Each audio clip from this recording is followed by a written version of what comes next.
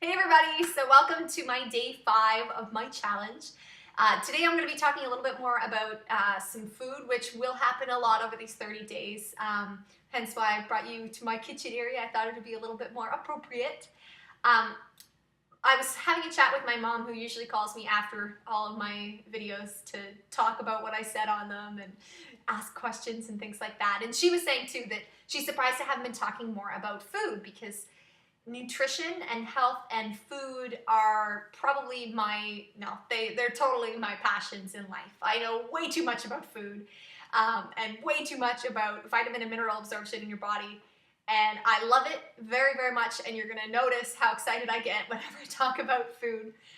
So she had thought, well, why don't you start doing those talks too? So today I'm gonna talk about fruits, actually, because there's a huge misconception around fruits, especially in the world right now when we have so many people with diabetes, so many people who are trying to lose weight. Fruits is definitely kind of a touchy subject. And the reason I say that is because there's this misconception that there is such a thing as too many fruits in a day. That in itself is actually a giant lie. The only exception to that rule is if you start taking fruits and doing nothing but juicing straight high fruit, sugared fruits, such as, I don't know, grapes, and you ingest nothing but mason jars full of juice made directly from grapes every single day, you're going to end up spiking your sugar levels. That is such a thing as too high of sugar, because your body can't process nothing but liquid sugar. However, if you ingested that many grapes and actually ate the grapes, the physical grapes, you are not going to have a sugar problem. It's actually almost impossible to have a sugar problem that way. The reason is because all the fiber and everything that's in those fruits help your body digest all that sugar. Also, the reason that that's not an issue is fruits only last in your body for 30 minutes to an hour after you eat them. So unlike a concentrated sugar that stays in your body for possibly days, depending on how your body processes things, any sort of fruit that you ingest is going to go from one end of your body to the other in half an hour or an hour. So any sugars that are in that fruit are going to be out of your body so fast it's not even funny. Then another thing to think about too is the fact that there's a lot of people who are on raw food diets.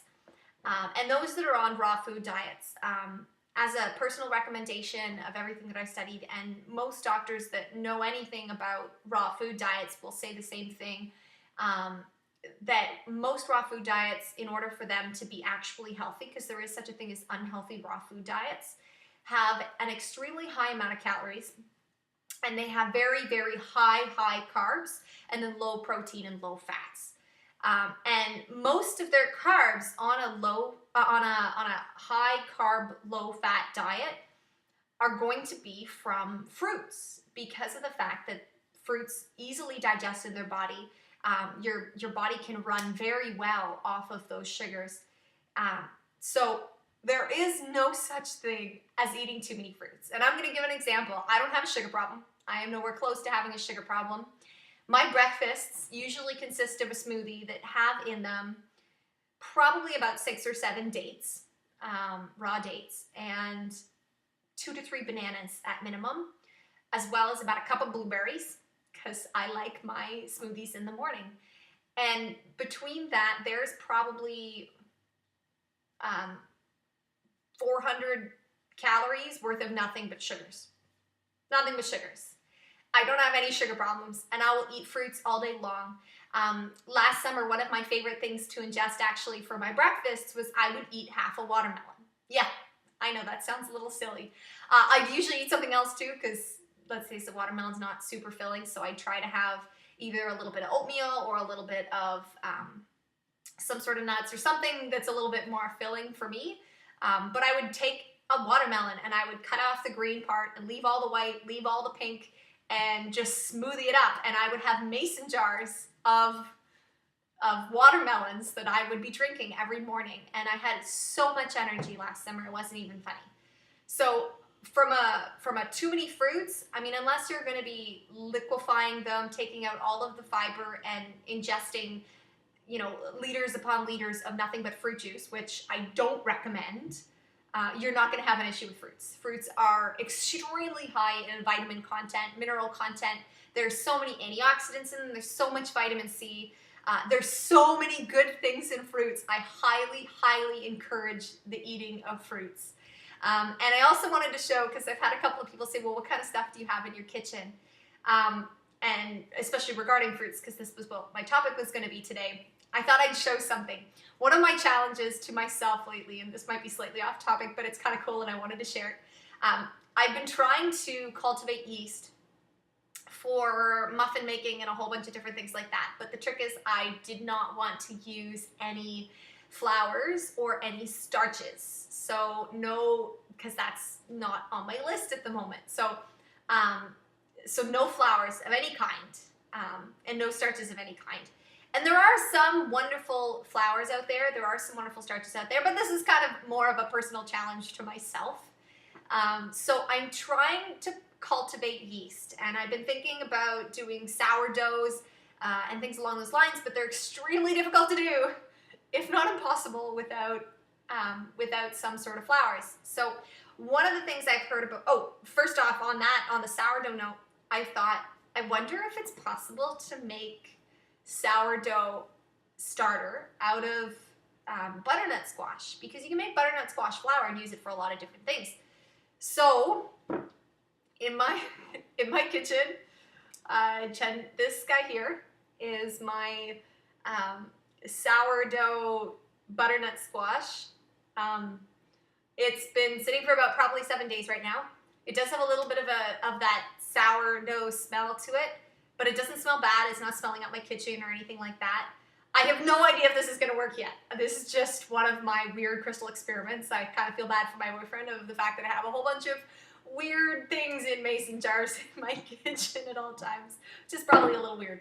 The other that I thought was kind of cool that I wanted to share is there's two other things that I started today, as well as the butternut squash, because I want to try a couple of different ones. Is I've heard a lot about yeast water and how fruits actually cultivate a lot of yeast on them at all times.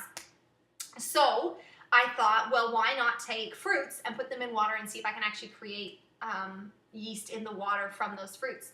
And I've heard that raisins are a really high concentration of yeast content on them. And I didn't happen to have raisins in the house, but I did have dried cranberries. So this here is my dried cranberry water.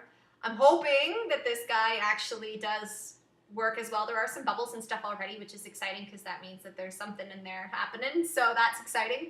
As well as I have one of multiple types of apples. We're going to see if that works. I just did this guy today, so nothing exciting is happening yet, but me and my weird things that go on in my kitchen.